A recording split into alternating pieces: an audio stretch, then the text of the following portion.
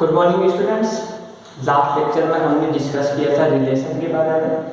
हमने रिलेशन देखा था, रिलेशन क्या होता है, उसके कुछ टाइप्स देखे थे, कौन कौन से रिलेशन हमारे पास आते हैं। हमने देखा था वॉइड रिलेशन या एम्प्टी रिलेशन देखा था, हमने यूनिवर्सल रिलेशन देखा था, हमने आइडेंटिटी रिलेशन देखा था, रिफ्लेक्सिव देखा था, symmetric, anti symmetric, transitive and equivalence. Mainly जो हम आज बात करेंगे, हम बात करते हैं इक्विवेलेंस रिलेशन की।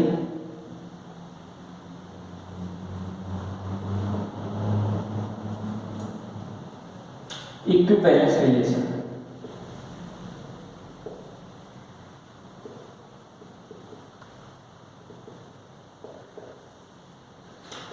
कोई भी रिलेशन कब इक्विवेलेंस होता है, जब वो मैंने लास्ट लेक्चर में बताया था। इक्विवेलेंस रिलेशन कोई भी रिलेशन तब होता है जब वो रिफ्लेक्सिव हो, सिमेट्रिक हो और ट्रांजिटिव हो।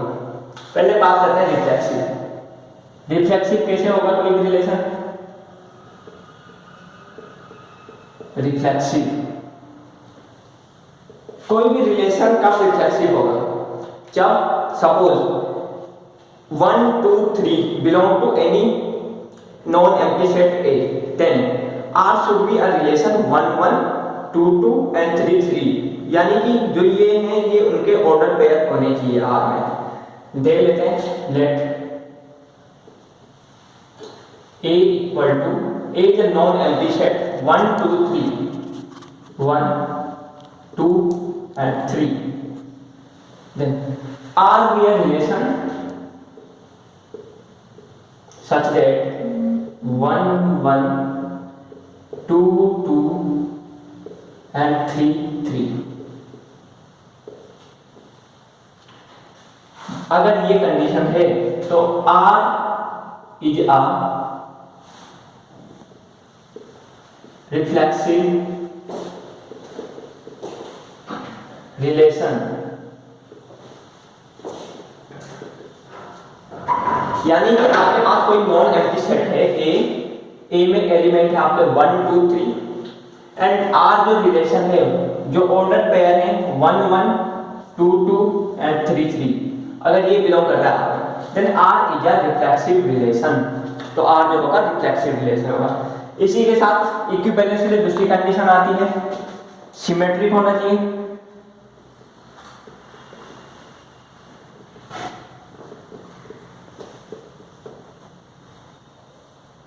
सिमेट्रिक कोई भी रिलेशन सिमेट्रिक कब होगा? यानी कि अगर कोई सेट A, B बिलोंग कर रहा है R में, देन B, A यानी कि जो ये रिलेशन है ये भी बिलोंग करना चाहिए R में, देन R इज अ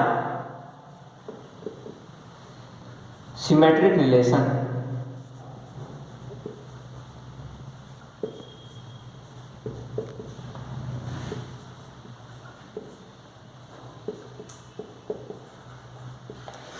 यानी कि सिमेट्रिक रिलेशन कब होता है? जब ये order pair A, B belong कर रहा है R में और B, A आल्सो बिलोंग कर रहा है R में, तो R जो होगा आपका सिमेट्रिक रिलेशन होगा।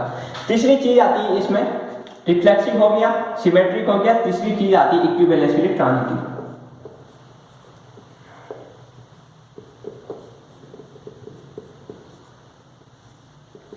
ट्रांजिटिव रिलेशन यानी कि आपके पास है A, B, ये जो ऑर्डर पेयर है ये बिलोंग कर रहा है R में।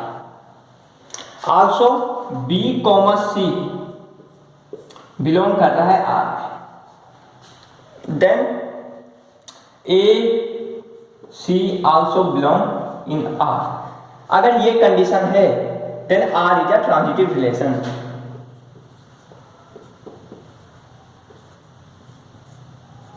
ट्रांजिटिव रिलेशन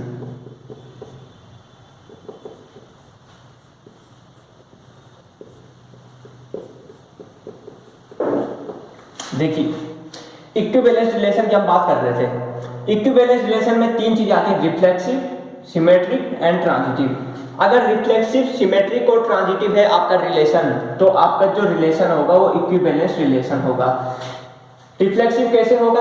अगर आपके पास नॉन एम्प्टी सेट ए है, 1 2 3 इसके एलिमेंट्स हैं, आर 1 1 2 2 3 3 ये ऑर्डर पेयर है रिलेशन में, then R is a reflexive relation. अगर ये कंडीशन फॉलो करता है तो रिलेशन जो होगा वो रिफ्लेक्सिव होगा। सिमेट्रिक, अगर ए कॉमा बी ये ऑर्डर पेयर आपका रिलेशन आर में, बी कॉमा ए बी ये ऑर्डर पेयर होना चाहिए आपका रिलेशन आर में, then R is a symmetric relation. Transitive की बात करें तो ए कॉमा बी अगर आपका ये ऑर्डर पेयर रिलेशन में बिलोंग कर रहा है, बी कॉमा सी भी बिलोंग कर रहा है, देन ए कॉमा सी ये जो होगा ये आल्सो बिलोंग करना चाहिए आर में, देन आपका जो आर होगा वो ट्रांजिटिव रिलेशन होगा। इस पे हम एक एग्जांपल डिस्कस कर लेते हैं इक्विवेलेंस रिलेशन के ऊपर में।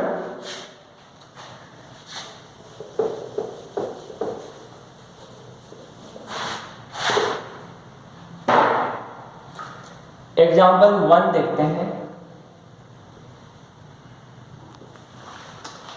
एग्जाम्पल 1 में क्या है कि अगर आपके पास late Z be a set of integers,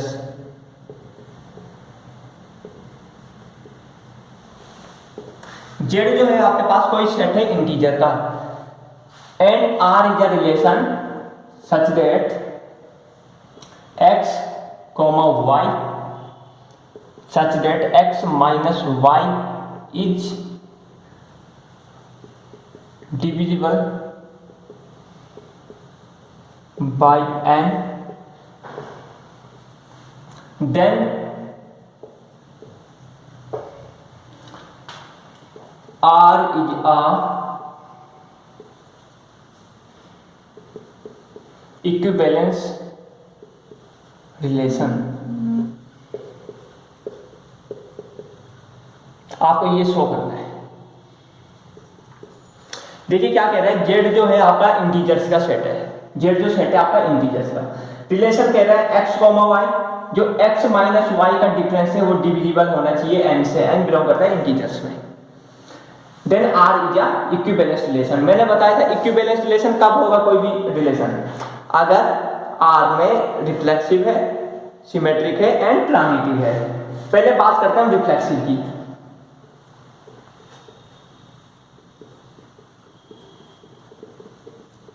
reflexive, कोई भी रिलेशन रिफ्लेक्सिव होता है अगर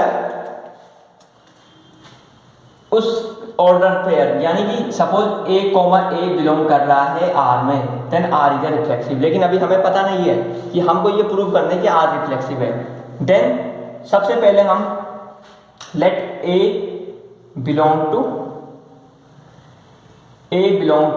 एन, यानी ए जो है एन में बिलोंग करता है, then a minus a equal to 0 is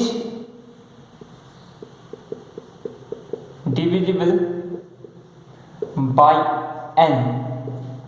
जो a माइनस ए का डिफरेंस है वो n से डिविजिबल होगा, यानी कि a बिलोंग करेगा आपका r में and a comma a also belong करेगा आपका r में, यानी कि a जो बिलोंग कर रहा है वो आपका z में बिलोंग कर रहा है, then r is a reflexive.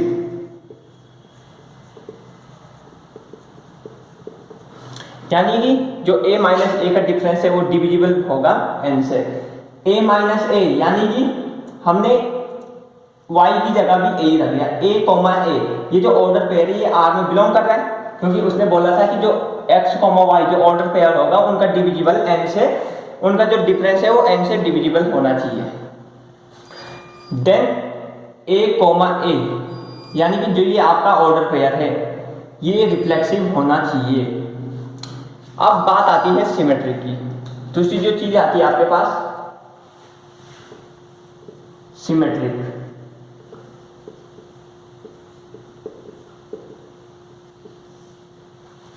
Symmetric की हम बात करें, कोई भी रिलेशन आपका आर रिलेशन है वो सिमेट्रिक कब होगा, जब x कॉमा वाई आर में बिलोंग करेगा और y कॉमा एक्स भी आर में बिलोंग करेगा।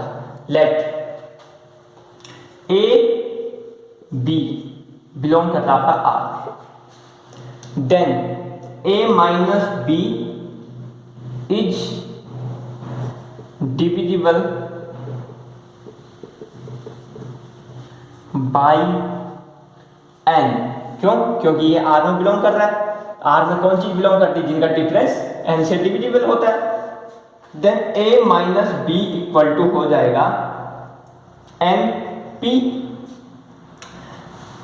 अगेन अगर हम इनको इंटरचेंज कर लेते हैं, d minus a equal to क्या हो जाएगा? वह n माइनस पी। यानी कि इससे क्या हो रहा है? a माइनस बी तो डिविजिबल होता है किसी p पॉइंट पे आपके n से, और b माइनस a भी डिविजिबल हो रहा है आपका n से। देन शो हो रहा है कि b a जो होगा आपका रिलेशन होगा r में। यानी कि a कोमा b ये r में बिलोंग कर रहा है, b कोमा a r में बिलोंग कर रहे हैं। Then r is symmetric.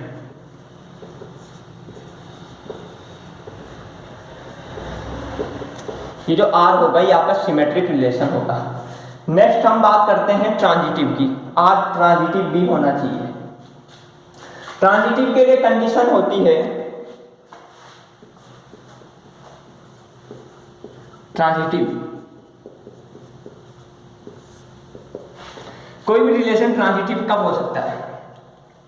अगर ए बी बिलोंग कर रहा है आर में, बी सी बिलोंग कर रहा है आर में, then a comma c also belong करना चाहिए आर में। इसके लिए देखते हैं a comma b suppose R में बिलोंग कर रहा है, and b comma c also belong कर रहा है आर में। देन ए माइनस बी जो होना चाहिए डिविजिबल होना चाहिए एन से। A minus B equal to हो जाएगा आपका एन पी। लेट इसको equation first, and b minus c also divisible by n because b and c also belong in R n q. अब देखिए ये दो इक्वेशन है जिसमें a माइनस बी डिविजिबल हो रहा है, b माइनस सी डिविजिबल हो रहा है n से। Then from first and second in दोनों इक्वेशन से देखिए, इन दोनों को ऐड कर लीजिए आप, a minus B plus b minus C equal to N P plus q. दोनों को ऐड किया आपने, b से b कैंसिल हो जाएगा। Then a minus C equal to N P plus q. देखिए a माइनस बी कब डिविजिबल था? n से किसी पॉइंट पे डिविजिबल था वो। b minus c also divisible by n। Again a minus c is divisible by n। Then a comma c belong to r। देखिए a b belong कर रहा था r में, b c बिलोंग कर रहा था r में, then a c again belong to r, then r is transitive. देखिए ये जो था हमने रिफ्लेक्सिव प्रूव कर लिया, सिमेट्रिक प्रूव कर लिया, ट्रांजिटिव प्रूव कर लिया। तो इन तीनों चीजों से क्या बनता है? R is equivalence relation. क्यों इक्विवेलेंस है? क्योंकि रिफ्लेक्सिव है, सिमेट्रिक है और ट्रांजिटिव है। एक बार फिर से देख लेते हैं क्वेश्चन को। हमारे पास गिवन था z जो है इंटीजर का सेट है आपका, r है x comma y where x minus y, यानी कि इन दोनों का डिफरेंस जो है डिविजिबल बाई n से डिविजिबल है, and r is a equivalence relation. r जो है आपका इक्विवेलेंस रिलेशन है, ये आपको प्रूव करना है। ये जो n है ये बिलोंग करेगा z में। लेट हमने सबसे पहले एक कोई पॉइंट लिया a जो बिलोंग कर रहा है n में, then a minus a equal to 0 is divisible by n, and a belong to r। ये जो a है r में बिलोंग कर रहा है, then a comma a also belong to r, then a belong to z इस integer के set में। तो r जो है आपका रिफ्लेक्सिव रिलेशन होगा। सिमेट्रिक की बात करें, a b बिलोंग कर रहा है आपका r में, a माइनस b डिविजिबल होगा n से। क्यों? क्योंकि ये r में बिलोंग कर रहा है, और r में कौन सी चीजें बिलोंग करती हैं? जिनका जो डिफरेंस होता है वो डिविजिबल होता है n से। ये चीजें r में बिलोंग करती हैं। तो a minus B equal to N P, B minus A इनको इंटरचेंज कर दिया हमने, N equal to N minus B. तो बी ए जो होगा वो भी आपका r में बिलोंग करेगा। तो r जो होगा आपका सिमेट्रिक। क्यों? क्योंकि a b बिलोंग कर रहा है r में और b a बिलोंग कर रहा है r में। तो आर आपका सिमेट्रिक रिलेशन। तीसरी चीज आती है ट्रांजिटिव, ए कॉमा बी, ये जो ऑर्डर पेयर है आर में बिलोंग कर रहा है, बी कॉमा सी ये भी आर में बिलोंग कर रहा है। अब देखो ये दोनों चीजें आर में बिलोंग कर रही हैं, तो इन दोनों का जो डिफरेंस होगा वो n से डिविजिबल होगा। तो a minus B equal to N P, B minus C equal to N Q. Then इन दोनों इक्वेशन को हमने ऐड कर लिया, तो a minus B plus B minus C equal to N P plus Q. देख लीजिए ये b से b कैंसिल हो गया, a minus C equal to हो गया आपका एन पी प्लस क्यू। यहां से हमें जो ये थर्ड इक्वेशन है इससे हमें क्या शो हो रहा है, इससे हमें शो हो रहा है कि a माइनस सी भी n से डिविजिबल है, यानी n का मल्टीपल है तो n से डिविजिबल तो होगा। तो a कॉमा सी जो है आपका r में बिलोंग करता है, क्यों? क्योंकि r में वही चीजें बिलोंग करती हैं जो जिनका डिफरेंस डिविजिबल बाय n। तो r जो हो गया आपका ट्रांजिटिव हो गया और r equal to equivalence relation. Next एक और एग्जांपल ले लेते हैं हम।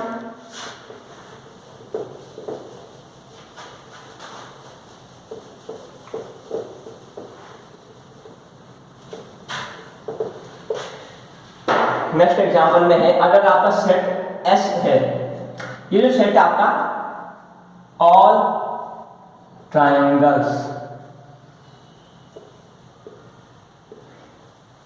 इन अ प्लेन, देखिए जो सेट है वो सारे ट्रायंगल का सेट है S आपका, and R is a relation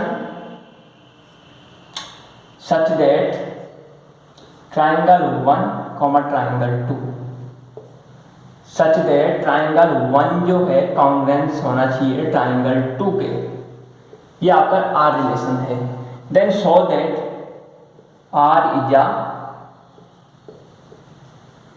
ये शो करना आपको, R इज अ इक्विवेलेंस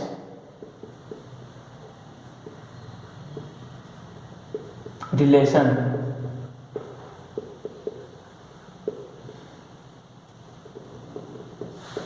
देखिए S जो आपका सेट है वो ट्रायंगल का है, R रिलेशन कॉन्ग्रुएंट ट्रायंगल से है, तो आपको प्रूव करना है R जो है आपका इक्विवेलेंस रिलेशन है। इसके लिए सबसे पहले आपको क्या करना होगा, रिफ्लेक्सिव प्रूव करना होगा। रिफ्लेक्सिव कब होगा, लेट आपका जो ट्रायंगल है ये जो है आपका R में बिलोंग करता है, यानी कि जो ट्रायंगल है ये तो S में तो बिलोंग करेगा, क्योंकि ट्रायंगल जो है जो S है आपका ट्रायंगल का ही सेट है। देन ट्रायंगल ये जो रिलेशन होगा, यानी कि जो ट्रायंगल है दोनों ट्रायंगल का जो रिलेशन होगा वो कॉन्ग्रुएंट ट्रायंगल का रिलेशन है, तो ये बिलोंग करेगा R में। क्यों बिलोंग करेगा, ट्रायंगल कॉन्ग्रुएंस है ट्रायंगल के। देन R इज रिफ्लेक्सिव,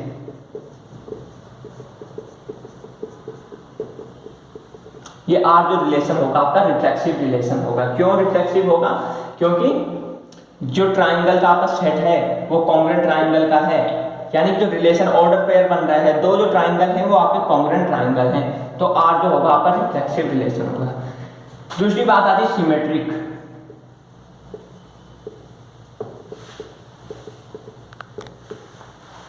अगर ट्रायंगल 1 कॉमा ट्रायंगल 2 बिलोंग कर रहा है आपका R में, तो इसका मतलब हुआ ट्रायंगल 1 जो है कॉन्ग्रुएंट होगा ट्रायंगल 2 के। अगेन अगर ट्रायंगल 1 कॉन्ग्रुएंट है ट्रायंगल 2 के, तो triangle 2 also congruent to triangle 1, यानी कि ट्रायंगल 2 भी जो कॉन्ग्रुएंट होगा ट्रायंगल 1 के। ट्रायंगल 1 के कॉन्ग्रुएंट है 2, 2 के कॉन्ग्रुएंट है 1, then triangle 2 comma triangle 1 also belong करेगा R में। देखिए ट्रायंगल 1 ट्रायंगल 2 हमें गिवन था कि R में बिलोंग करता है, इसका मतलब था 1 जो है कॉन्ग्रुएंट है 2 का। हमने क्या बताया, 2 भी कॉन्ग्रुएंट होगा 1 के, then 2 comma 1 also belong to R, then R is a symmetric.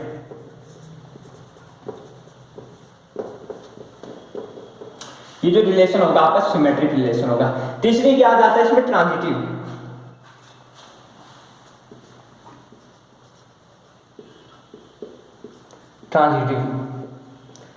Transitive कब होगा?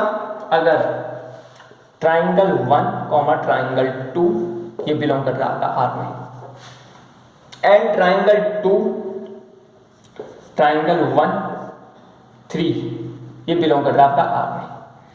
देन देखिए ट्राइंगल 1 जो है आपका कॉन्ग्रुएंस है ट्राइंगल 2 के, ट्राइंगल 2 जो है कॉन्ग्रुएंस है आपका ट्राइंगल 3 के, यानी कि 1 जो होगा 2 के कॉन्ग्रुएंस है, 2 जो है 3 का कॉन्ग्रुएंस है, तो 1 जो होगा 3 का कॉन्ग्रुएंस भी होगा। तो इस फर्स्ट एंड सेकंड से आपको क्या मिला? ट्राइंगल 1 जो है कॉन्ग्रुएंट है ट्राइंगल 3 के, यानी कि triangle 1 comma triangle 3 also belong to R. क्या हुआ? आपके पास गिवन था ट्राइंगल 1 2 बिलोंग कर रहा है आर में, 2 3 बिलोंग कर रहा है आर में, then 1 congruent 2 and 2 congruent 3, then also from first and second 1 जो होगा congruent होगा 3 के, then triangle 1 and 3 belong करेगा R में, R is transitive।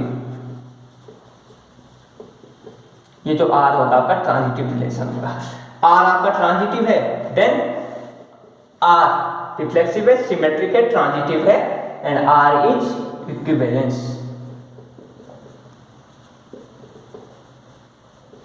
देखिए क्या किया हमने, गिवन हमें ये था कि S जो सेट है वो ट्राइंगल्स का है, R जो है रिलेशन ट्राइंगल 1 कॉमा 2 यानी कि ट्राइंगल 1 जो है कॉन्ग्रुएंट है ट्राइंगल 2 के, हमें प्रूव करना था R इज इक्विवेलेंस रिलेशन। उसके लिए हमने सबसे पहले रिफ्लेक्सिव प्रूव किया, फिर सिमेट्रिक प्रूव किया, फिर ट्रांजिटिव प्रूव किया, और तो अगर आपकी तीनों कंडीशन वेरी करती हैं तो R is equivalence relation. Next हम डिस्कस कर लेते हैं Cartesian product of two non empty sets.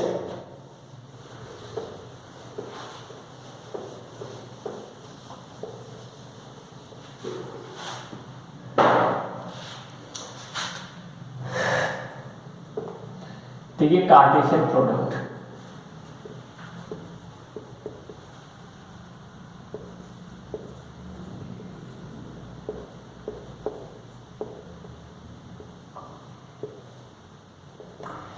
Cartesian product क्या होता है?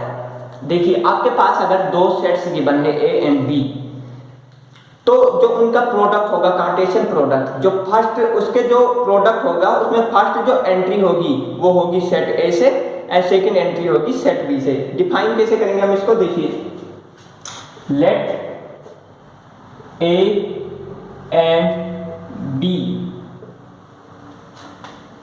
Are two non empty sets. ये जो है a and b non empty set है आपके। Then product of a and b, जो ये प्रोडक्ट होगा आपका, each set of all ordered pairs in which जो फर्स्ट एंट्री है come from set A and second entry comes from set B। देखिए अगर आपके दो सेट हैं non empty set a and b, तो उनका जो कार्टेशियन प्रोडक्ट होगा उसमें जो सेट बनेंगे आपके ऑर्डर पेयर के, उनमें फर्स्ट एंट्री जो होगी वो ए से आएगी और सेकंड एंट्री बी से आएगी। एग्जांपल लेके देख लेते हैं। एग्जांपल ले लिया, सपोज ए इक्वल टू है 1 2 एंड 3, ये आपका ए सेट है। बी इक्वल टू है ए बी, ये आपका सेकंड सेट है। Then Cartesian product of a and b, a cross b equal to हो जाएगा आपका 1A first entry second entry, first entry second entry 2A 2B 3A 3B, ये आपका Cartesian product होगा दो सेट का। यानी कि जो फर्स्ट एंट्री है वो सेट ए से आती है और सेकंड एंट्री आपकी सेट बी से आती है। ये आपका कार्टेशियन प्रोडक्ट क्लियर हुआ। यानी कि दो सेट है हमारे पास नॉन एम्प्टी सेट, उनका जो कार्टेशियन प्रोडक्ट होगा set of all order pair which comes from first entry from first set जो आपका ए है and second entry from set b, ये आपका कार्टेशियन प्रोडक्ट हो गया। यहाँ आपका रिलेशन है। अब बात करते हैं इंट्रोडक्शन फंक्शन के कर लेते हैं थोड़ा। फंक्शन क्या होता है?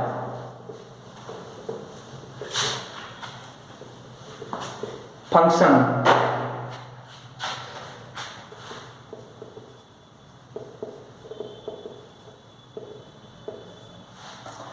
लेट ए एंड बी, अगर आपके दो सेट्स हैं, यानी कि डिफाइन करके देखते हैं इसको। लेट एफ ए से बी में एक रिलेशन है, या आपका एक रिलेशन है, then each element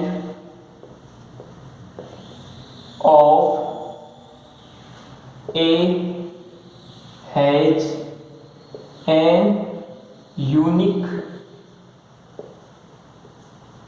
image in B। यानी कि एग्जाम्पल से देखिए आप, यहाँ आपका A है, इसमें है 1 2 3, ये आपका कोई सेट है A। अगेन ये आपका बी है, ए बी सी, ये आपका बी है। देन ए बी सी, ये आपकी मैपिंग हो रही है। Then A is a function in B, यानी कि जो फंक्शन होगा ए टू बी, उसमें ए जो इसके ए के जो सेट जो है इसके एलिमेंट्स हैं, इसकी यूनिक इमेज हो रही है आपकी बी में। Then A to B is a function, ये जो होगा आपका एक फंक्शन होगा। यानी कि F A to B is a function why because each element of A has an unique image in B, then it is a function. Next हम देखते हैं फंक्शन में तीन चीजें आती हैं। पहली जो चीज आती है डोमेन, दूसरी चीज आती है कोडोमेन, तीसरी चीज आती है आपकी रेंज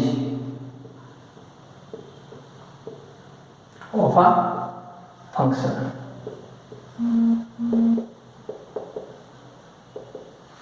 फंक्शन में डोमेन क्या होता है, कोडोमेन क्या होता है और रेंज क्या होती है। देखिए एग्जांपल देके देखते हैं हम पहले। सपोज आपके पास है ए 1 2 एंड 3, ये ए है। बी जो है आपका A B C D and E, ये कोई आपका सेट है। देन जो मैपिंग होगी आपकी, ये आपकी मैपिंग हो रही है। 1 जो बिलोंग कर रहा है बी से बिलोंग कर रहा है, 2 बिलोंग कर रहा है सी से एंड 3 बिलोंग कर रहा है आपका ई से। तो इसमें हम देखेंगे डोमेन देखेंगे, हम कोडोमेन देखेंगे, और थर्ड चीज हम देखेंगे रेंज। देखिए डोमेन, किसी फंक्शन में डोमेन क्या चीज होती है। यहां जो सेट ए है ये आपका डोमेन होगा, सेट बी ये आपका कोडोमेन होगा, और जो ये मैपिंग हो रही है ये आपकी रेंज होगी। यानी कि डोमेन जो होगा आपका 1, 2 एंड 3, ये आपका डोमेन होगा, यानी कि सेट ए, ये जो सेट ए है आपका डोमेन है। को डोमेन होगा वो होगा आपका A, B, C, D and ई, यानी कि सेट बी, ये होगा आपका को डोमेन। और जो थर्ड चीज आती है आपकी रेंज। रेंज जो होगी आपकी 1 मैपिंग कर रहा है बी में, यानी कि बी, 2 मैपिंग कर रहा है सी में, यानी कि सी, एंड 3 मैपिंग कर रहा है ई में। ये होगी आपकी रेंज ऑफ अ फंक्शन। तो इस चीज से क्लियर आई। फंक्शन मैंने बताया था क्या होता है, यानी कि each element of A has an unique image in B. 1 की जो इमेज है वो बी है, 2 की इमेज सी है एंड 3 की इमेज ई है। इसमें डोमेन आता है, डोमेन जो होता है आपका ये फर्स्ट सेट होता है और कोडोमेन सेकंड सेट होता है। जो रेंज होती है ये आपकी मैपिंग होती है, फर्स्ट सेट की तो सेकंड सेट में आपकी मैपिंग होती है, ये आपकी रेंज कहलाती है। नेक्स्ट क्लासेस में हम डिस्कस करेंगे वेरियस टाइप्स ऑफ फंक्शन, उनमें हम पॉलिनोमियल फंक्शन देखेंगे, अलजेब्रिक देखेंगे, ट्रिग्नोमेट्रिक फंक्शन देखेंगे। Thank you.